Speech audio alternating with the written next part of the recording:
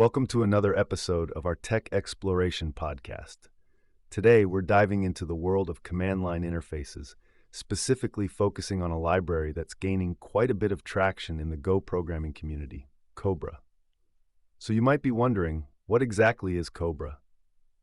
Well, imagine you're a developer tasked with creating a command line application. You want it to be powerful and user-friendly, something akin to tools like Git or your favorite command line utilities.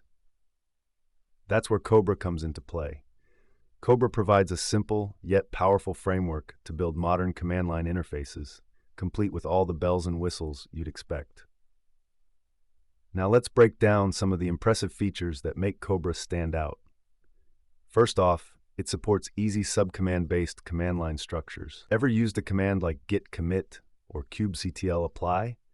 Those are subcommands, and Cobra makes it easy to implement similar functionality in your applications.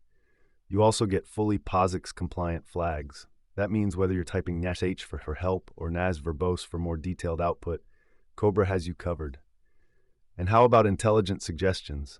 Have you ever mistyped a command? Cobra can help with that too. If you accidentally type app server, it will let you know, did you mean app server? How cool is that?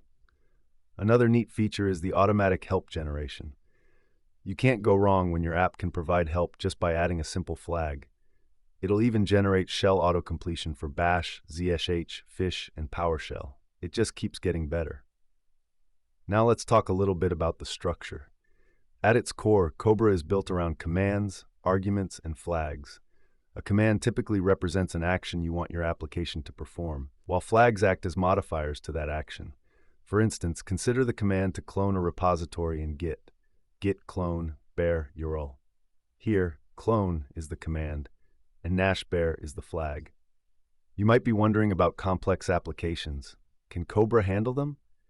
Absolutely. Each command can have child commands and additional flags. This hierarchical structure allows you to create rich command line tools without overwhelming users. And if you're thinking about getting started, integrating Cobra into your Go application is a cinch. Just a single command, go get -u github.com/spf13/cobra at latest, is all it takes to get the library installed. Plus, there's a handy CLI generator that helps scaffold your application with ease. It streamlines the setup so you can focus on building your application rather than wrestling with configuration.